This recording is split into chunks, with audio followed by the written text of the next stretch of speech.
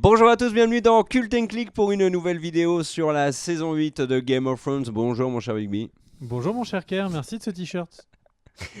Je me fais toujours vanner sur mes fringues. On est là donc pour une Je dis vidéo. merci. Bah oui, on est là pour une vidéo théorie. Et théorie sur le roi de la nuit, le Night King, qui est ses potentielles cibles. Beaucoup de choses à vous dire. C'est parti mon cher Bigby, fais-nous rêver. Alors, le roi de la nuit, qu'est-ce qu'il fait en fait? Parce que quand il se met en marche, donc si tu peux mettre la carte entière de Westeros, donc il est tout au nord, dans une zone que nous ne connaissons pas. Roubaix. Et en fait, donc, cette terre des marcheurs blancs, donc, sur lequel on a extrêmement peu d'infos, quelques images qu'on a vues dans la série très rapidement, qu'est-ce qui le met en marche au sud du mur? Alors, on peut imaginer qu'il y a peut-être une grande raison qui sera révélée au fur et à mesure de la série. Alors, une des grandes raisons qui peut être assez simple, c'est peut-être qu'il va... Alors, et là, on est d'accord, c'est de la théorie. Il va potentiellement aller dans la zone qui est juste au nord de Dorne, où il y a des rumeurs assez régulières sur Reddit de personnes proches de la production. Rien n'est confirmé du tout, mais qu'il y aurait un village d'enfants de la forêt qui seraient encore vivants. On rappelle que les enfants de la forêt l'ont créé et que lui, pour leur dire merci, a essayé de les chasser. Puisque tu parles de la zone juste au-dessus du nord de Dorne, Sophie Turner a dit quelque chose en interview qui était très intéressant. Elle a dit que son dernier jour de tournage était en... Et alors, si vous ne voulez pas savoir, bouchez-vous les oreilles. En tout cas, elle a dit que c'était en Espagne. Or, l'Espagne dans Game of Thrones, c'est quoi? C'est Dorne. Que faisait Sansa à Dorne? Donc soit on peut imaginer que le roi de la nuit, etc., tout est réglé et que Sansa y est allé En vacances. pour combattre Cersei ou que sais-je, ou peut-être que les humains ont dû se replier à Dorne et vraiment aller dans la zone la plus au sud pour tout simplement se défendre parce que le roi de la nuit arrivait là. Ça, c'est une première théorie. Peut-être tout simplement que le roi de la nuit cherche des zones spécifiques. Alors, si tu peux mettre la première spirale, mon cher Sylvain, celle qui est dans la neige, en fait, il y a ces spirales reviennent très régulièrement. Alors, on suppose que si ces spirales reviennent énormément, c'est notamment, et si tu peux mettre la deuxième image, parce que, en fait, c'est le symbole kabbalistique qu'il y avait autour de l'arbre où il a été créé. Donc on peut imaginer que peut-être quand il n'arrête pas de refaire ce symbole en permanence, soit c'est un psychopathe en mode le tueur zodiaque qui à chaque fois qui tue quelqu'un est obligé de faire ce symbole, soit il veut se libérer ou amplifier ses pouvoirs et aller à certains endroits pour du coup faire ça. Par exemple, il y a un arbre de l'ancienne religion rouge comme ça, où mon cher Kerr, vu qu'on le connaît assez bien, à Winterfell. Tu l'avais sur Eh bout de la oui, langue. oui. Et donc à Winterfell, et évidemment, c'est quelque chose, cet arbre rouge sur lequel allait se reposer Ned, un élément qu'on voit très régulièrement et un élément qui est intégré depuis, qu'on voit beaucoup plus dans ce générique de la saison 8. Donc on peut vraiment imaginer que c'est ça. Et qu'on voit bien aussi dans le premier épisode avec la vue aérienne sur Winterfell qui est d'ailleurs très très réussie. Et on voit que cet arbre est protégé, c'est-à-dire que cet arbre n'est pas un arbre dans un parc, cet arbre ils ont vraiment fortifié autour de cet arbre rouge qui donc est un arbre qui est, représentatif de cette ancienne religion. Donc peut-être que c'est vraiment des zones comme ça. Alors, Maintenant, pour toi, ils iraient donc à Winterfell pour cet arbre. Et pas spécialement parce qu'il y a Jon, etc. là j'évoque les différentes possibilités. C'en est Ça serait C'en est énorme une. qu'à la fin du truc, ils comprennent qu'ils sont venus pour l'arbre. Et du coup, les mecs en panique se disent non, mais il faut couper tous les arbres. Et là, donc, bon. Et donc on peut donc ça c'est vraiment un premier point. Après on peut imaginer qu'il est plutôt là dans un esprit de conquête. Et donc il va conquérir Winterfell parce que c'est la première place forte sur son chemin. Et puis après il va conquérir pourquoi pas Port-Réal parce que après tout c'est le siège de la civilisation humaine de Westeros. Mais du coup on peut aussi se poser des questions sur qu'est-ce qu'il va faire de Père Dragon parce que Père Dragon est une place qui est extrêmement importante pour lui.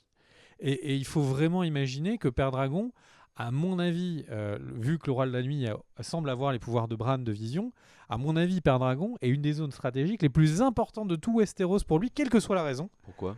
parce que c'est là où il y a des carrières de vers dragons. Et donc, si quelqu'un a envie, alors qu'il est quasiment immortel, de perdurer, l'acier valérien, il n'y en a pas tant que ça de dispo. Le ver dragon, bah, il y en a une carrière que là. En tout cas, la série ne nous en a cité une que là. Donc, Père Dragon, c'est une zone qui a l'air d'être extrêmement importante pour lui.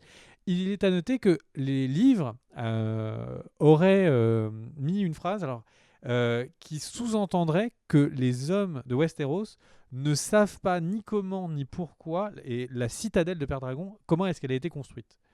Et du coup, George R. Martin fait référence à peut-être une civilisation antérieure qui aurait donc créé Père Dragon.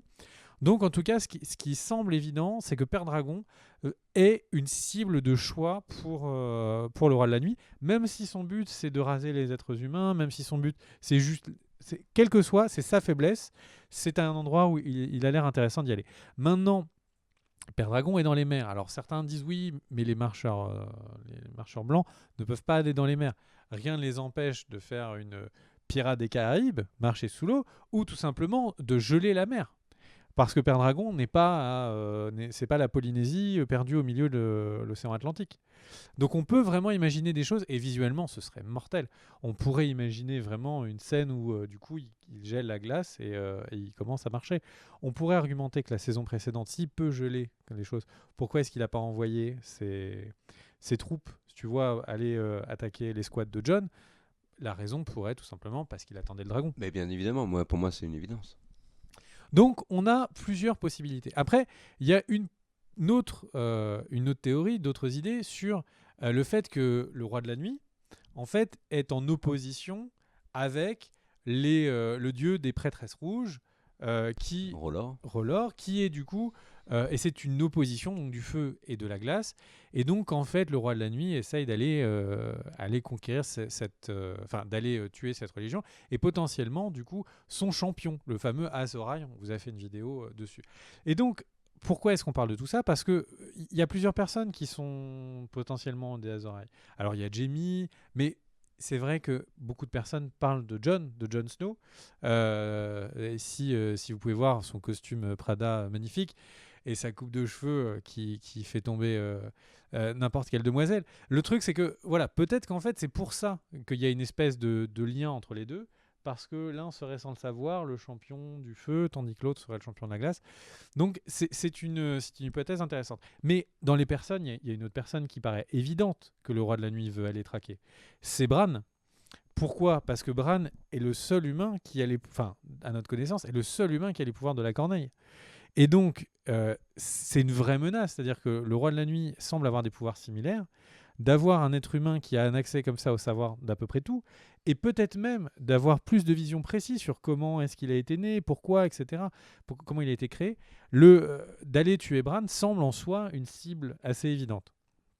Et puis, si on se focus juste sur les 2 prochains épisodes, parce que donc là, on rappelle, donc le Roi de la Nuit, il vient de passer le mur, il a attaqué donc la famille des humbles, et donc en fait, pourquoi est-ce qu'il n'est pas déjà, Kerr posait la question, pourquoi est-ce qu'il n'est pas déjà à Winterfell? Et là, théorie complètement farfelue, mais que je trouve assez amusante, peut-être qu'il est allé se recueillir sur des tombes. Peut-être qu'il est allé tout simplement sur des zones où il y a eu des grands massacres il y a peu de temps à Winterfell, et notamment les terres de Roose Bolton, enfin en tout cas là où il y a eu ce fameux scène de cavalerie incroyable.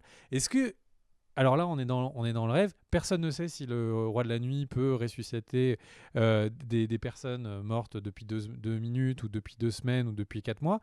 Donc, en tout cas, ce qui est sûr, c'est que là, il aurait énormément de troupes qui l'attendraient, en plus à cheval et armées. Donc, ça pourrait être une cible assez intéressante pour lui. Mais aussi, moi, ça me parlerait parce que là, tout ce qu'on a entendu tu vois, de cette saison 8, c'est qu'elle fait beaucoup d'écho à des choses qui sont passées avant. Et du coup, la dernière fois, quand Jon était en train d'affronter Roose Bolton, c'est quand il y a les chevaliers du Val qui sont arrivés que la bataille s'est renversée et que Jon a gagné. Là, si en fait, c'est les chevaliers de Roose Bolton qui arrivent à la fin du combat de Winterfell, qui font tomber Winterfell, et du coup, Jon qui perd et qui doit reculer.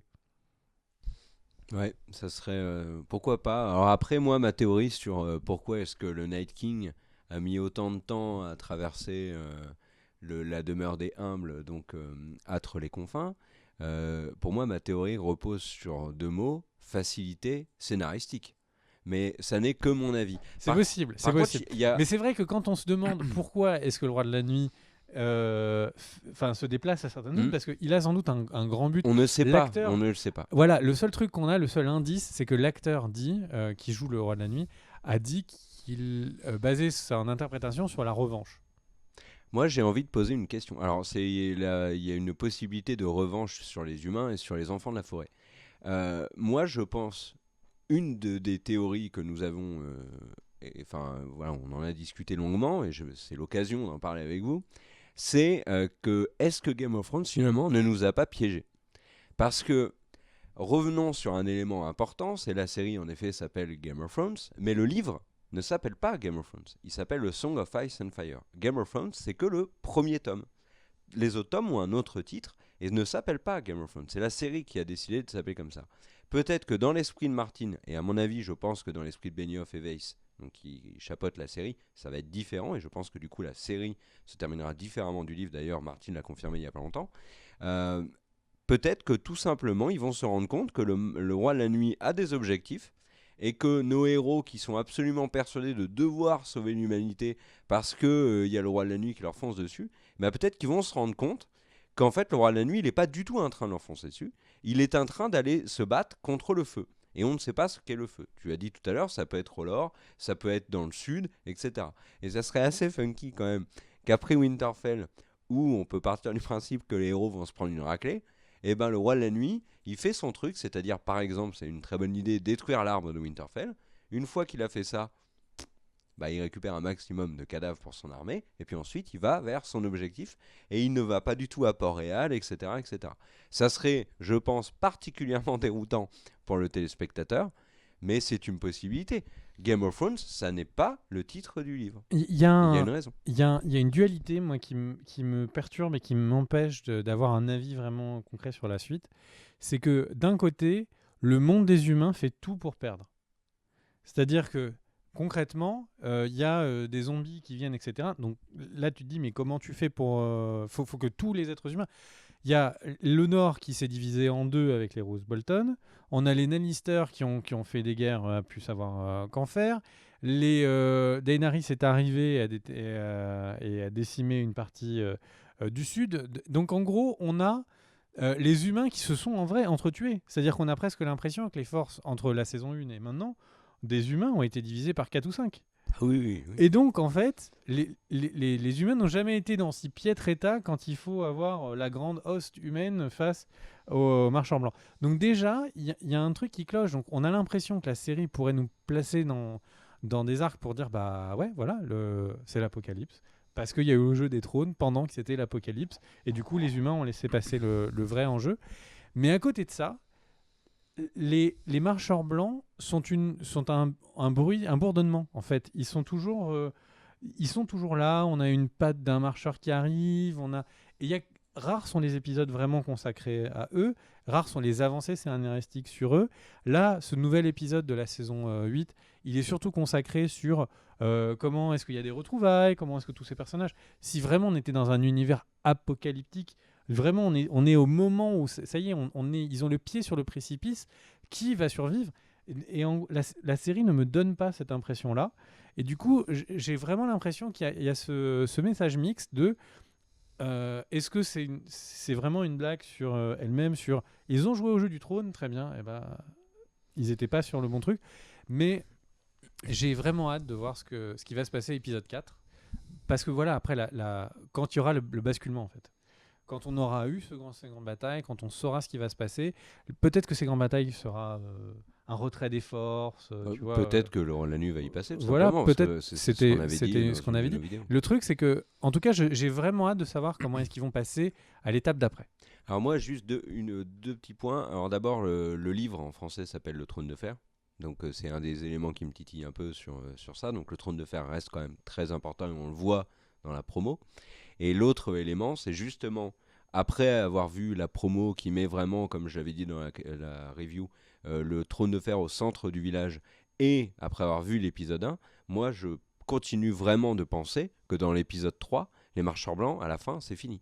Parce qu'ils ont développé 2 éléments très importants dans cet épisode 1. Jon qui est un Targaryen, et c'est quand même particulièrement développé. Et le deuxième point, c'est Cersei et la Compagnie Dorée.